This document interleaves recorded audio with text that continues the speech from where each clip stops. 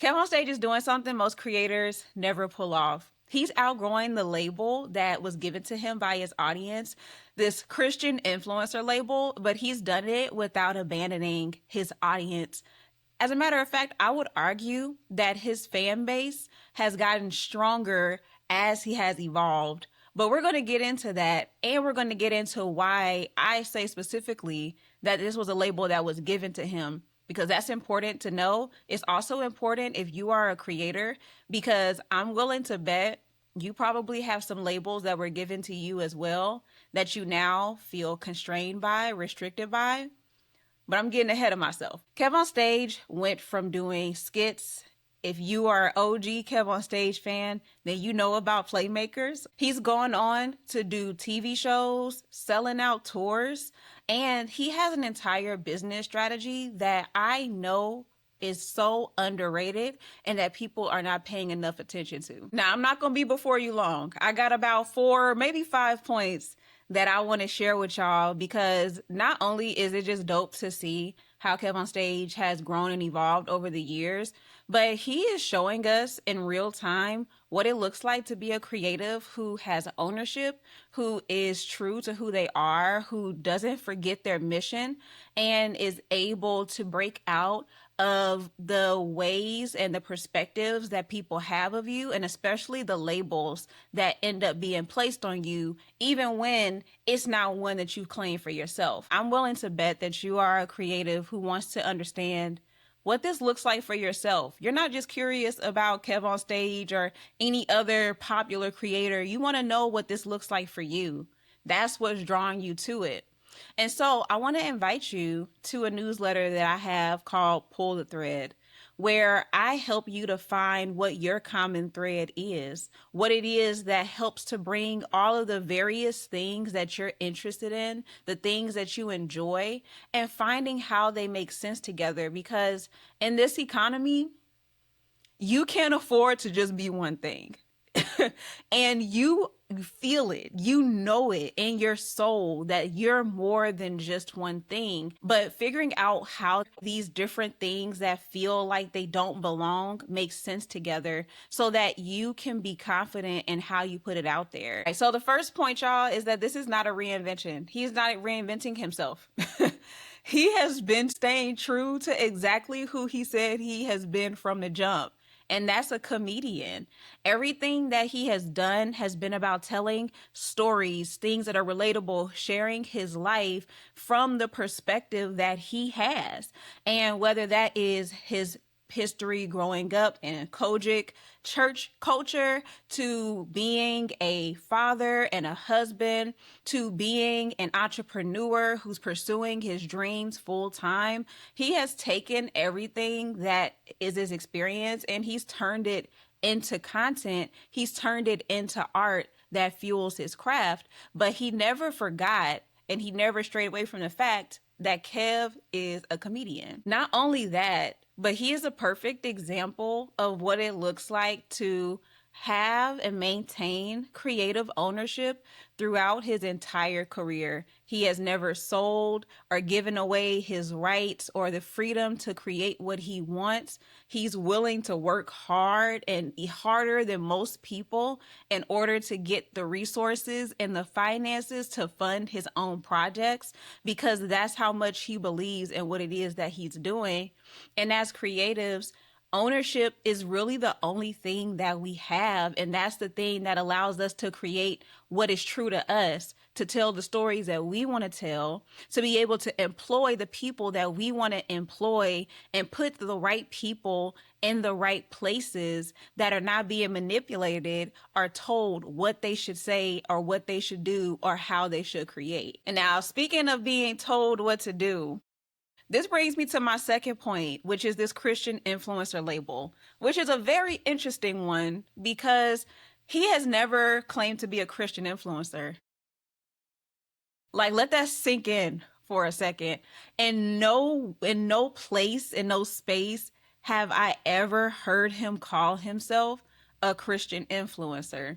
And that brings up a bigger topic and a bigger problem that I believe comes with sharing who you are, sharing your faith, sharing things about you that people want to be able to assign you to a box, into a space. So as Kev has grown and gone throughout his career and just his life, he's been very open about the things that are changing in what he believes, how he believes, what he practices, things that he sees now that are problematic from what he was taught to believe growing up in a Kojic culture, and being bold enough to share that openly, especially when it's something as personal and as polarizing as faith can be. But what I love the most about this whole point here is that how many of us can relate to being given labels that we never assigned to ourselves. I have a client who told me that one of the videos that I posted about a year or so ago, where I was breaking down different brand personalities, and I'll actually link that so that you can check it out if the idea of brand personalities interests you, because what it does is it gives you language for what it is that you do and how you show up and what your brand represents, and it puts it into character traits, into personalities, into things that you can see and relate to. And so one of the things that my client told me that was very interesting and actually made me feel very proud of the work that I was doing is that she was so used to being labeled the rebel, that she's just the one that doesn't listen, who doesn't follow the rules and the status quo. And over time, she began to internalize that as who she is. The thing that makes all of this ironic is that when we talked about the brand personalities, there was actually a rebel personality. And when she heard it, she realized, you know what? I actually don't align with that because I'm not a rebel. My intention, my goal was never to be rebellious, but my perspective naturally rubbed up against people who were who were focused and who were determined to not see anything any differently. They were married to the perspective that they have. And so me being who I am naturally was labeled as rebellion when that was just my personality and it didn't align with what they believed and what they felt like I should do. And what freed her is being able to see that that wasn't my personality and that's not something I want to own. That's not a label that I want to have for myself. And she reclaimed it and turned it into something that actually embodies what she's doing, that actually exemplifies who she is. And that freed her up to explore all these different sides of herself. She didn't realize that, oh, I'm actually a designer. I've always been drawn to design and interior design and clothing and art and culture. But because I was taking on a label that didn't belong to me, that I didn't give to myself, I didn't realize, I forgot that I had all of these hidden gifts, all these talents that I've been operating in since I was a girl. And those are the type of things that I really love to disrupt and break up in people, because I see that happen so many times with creatives who are given a label, and the fear that we have in going against that label is that now we're going to be disowned. Now we're going to be rejected. Now we're going to be abandoned by the people who we have built a community with according to the label that we felt like we needed to be in to be accepted. But what if that willingness to be accepted isn't actually where you belong? And where you really belong is so much more expansive. It's so much bigger. It's so much more to what it is that you can do. And the thing that helps you to see that is when you actually drop that label. Like, no, that's actually not me. This is what I do. And that's what I love about what Kev did. And that's what I love about what the results have been because he did it. Because now, how many content creators wouldn't have had their chance to be on a TV show if he decided that he wasn't going to go this route?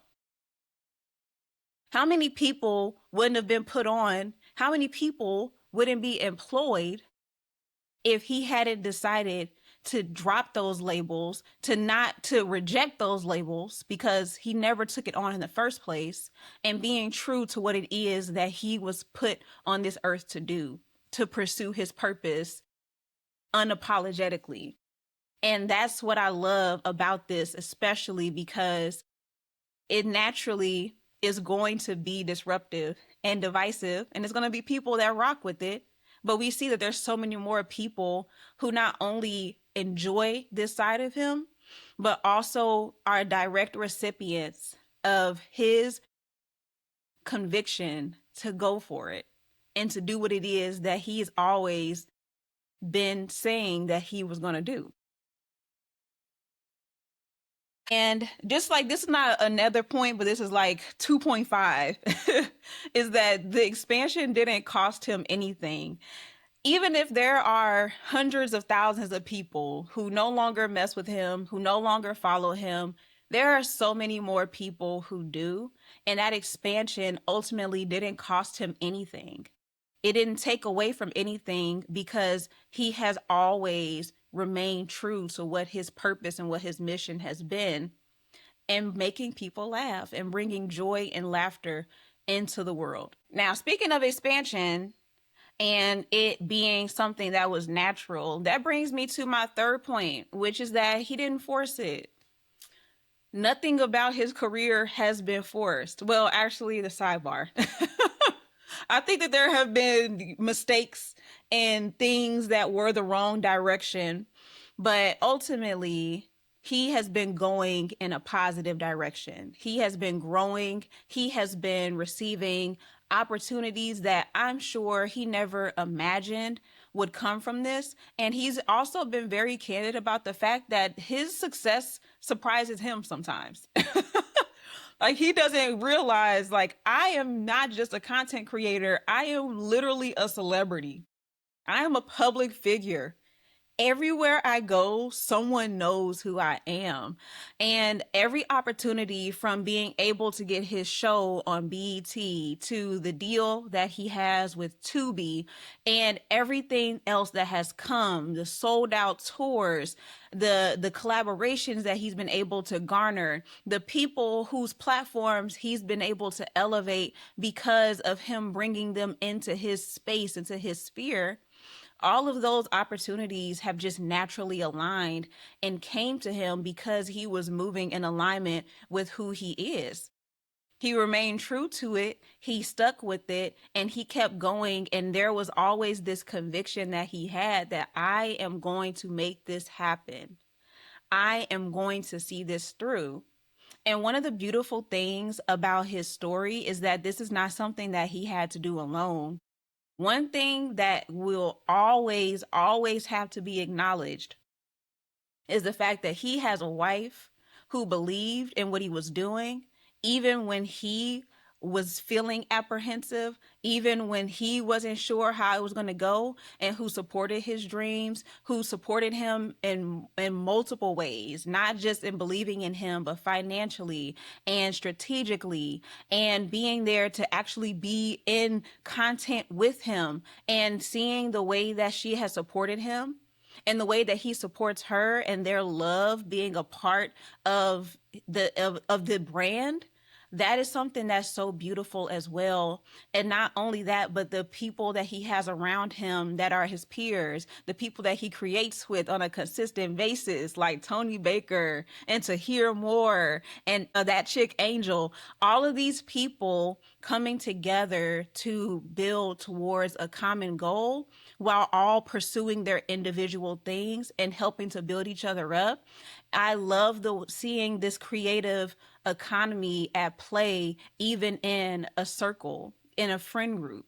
And so being able to see that example and knowing that that is something that so many other creatives may be missing.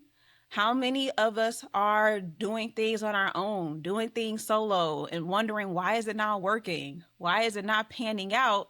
And I think that that's a really big part of not forcing it either, is knowing what my role is in it and who I need to help support this goal, who can I connect with? Who can I build with? Because anyone who has this level of success didn't do it by themselves. Seeing that unfold and still knowing that it was done with intentionality and this is the result is chef's kiss, y'all. And I once again have to bring home the point that he retained his ownership. And I think that just the idea of creatives owning their stuff and not giving away their vision to somebody else is just so critical and so crucial that it needs its own separate episode. I feel like it needs more than an episode, but I'm getting ahead of myself. Let me bring it back to KeVonStage. Let's go to my fourth point. I think this is my fourth point. I hope it's my fourth one. I lost track. But anyway, the point is that this is coming from somebody who is an OG stage crew member. And when I say OG, I have been a part of the Patreon since it was him and Doughboy doing the podcast together. Because one of the things that I noticed is that I wanted to support whatever it was that he was doing because I believed in the mission that much. I believed in where he was going and what he was building. I wanted to be a part of the behind the scenes and be able to get more insight into how is he building this? What is the business strategy behind it? I loved hearing him break down the process of why he went this route to do something, why he releases content this way. What is the rollout, or how does he begin to market and promote his tours? The business behind the creative that supported it was so intriguing to me. And I couldn't understand why more people weren't paying attention to it or talking about it, because it's genius. And it's been genius. And it's the perfect example of something that I learned about recently called entrepreneurial marketing, which is really about trusting your intuition, trusting your creativity, trusting your insight, trusting your ideas, and putting them into action, putting them into play. And there's a lot to be said about mentorship. There's a lot to be said about having direction and people who can do things that you don't understand. But what I love about watching how he's grown is that not knowing it never stopped him.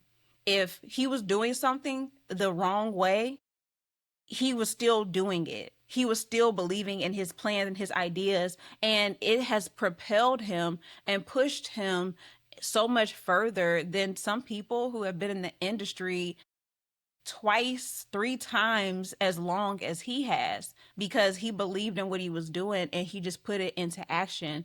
And I think that out of all the points that I've brought up, this is the one that's the most important to me, because we're in a place where I believe that creatives really aren't believing in their ideas anymore, or they're losing faith in what it is because you have hit so many dead ends and you had so many snags and so many rejections, or it just feels like building has been so hard. When am I going to get clarity?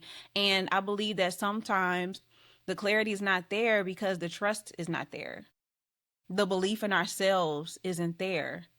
And that has a lot to do with what we see and what we're told we're supposed to do and how we're supposed to build. And everybody on social media telling you this is what you should post, and this is how you should post, and this is what you need to build your audience, and this is what you need to be doing, and you need to get brand deals. Like, there's so many conflicting ideas and so many people telling you what you should do that you're bypassing your own ideas, your own thoughts, because you don't believe that they're the right ones.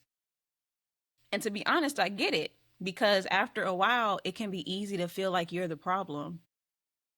And I want you to know, for every creative that's out there, not only are your ideas valuable and necessary, but I also need you to, remember who you are. Like, puff your chest up a little bit and see that I have the blueprint. My ideas, this vision that I have a responsibility and an obligation to get it out in the way that I see it and be empowered by that.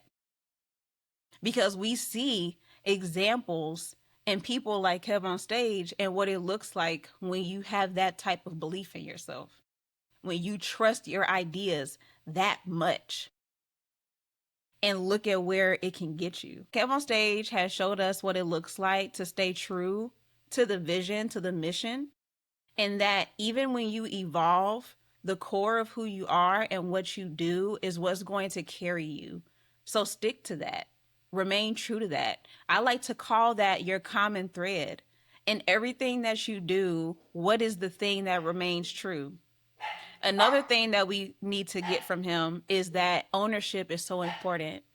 Retaining control and ownership in what we create and knowing how we can collaborate with other people to help build this vision and to help make it happen. And what does that look like? Who do you need in your corner? What is it that you're missing? Who can help you to build this, but never forgetting what you came here to do, what you set out to do? He's evolved and he has grown literally right before our eyes. And I don't see him stopping anytime soon. And I'm looking forward to seeing who the next class of creators are who are going to be paving the way for themselves and blazing their own trail. Now, before we go, I have to make sure that I invite you to pull the thread. It's the newsletter that I created for people who are multifaceted, multi-passionate, who are creatives who know that you can't afford to just be one thing. You need multiple streams, especially in this economy. I've noticed over the years that there are various interests that I have that I've often felt like I had to pick one. I had to just narrow it down to one thing. But the reality of it is that's just not who I am. I love fashion. I love these deep dives on content creators. I love talking about content creation in general. I love talking about branding. I love helping creatives. I have all of these different interests that all come down to the common thread of creative expression, being bold, trusting who you are and owning it and embodying it so that you can build a model, a business model that makes sense for the type of creator that you are. And so in this newsletter, I'm always sharing different insights. I'm sharing case studies. I have workshop series where you learn step by step what it looks like to pull the thread and find that common thread, and then learning how to translate that into content, into what you do so that you can feel confident in the fact that all of these different things are happening, but they make sense together. So I would love to invite you to join the newsletter if things like this interest you and you want to know what this looks like for yourself. I'll drop all the information, the details, wherever I'm posting this at. And I would love, love, love to see you there. So thank y'all for watching. Make sure you're subscribed or following. Again, I don't know where I'm going to post this just yet. It's going to be on multiple platforms. Just know you're welcome. And there's more to come. And I'll see y'all in the next one.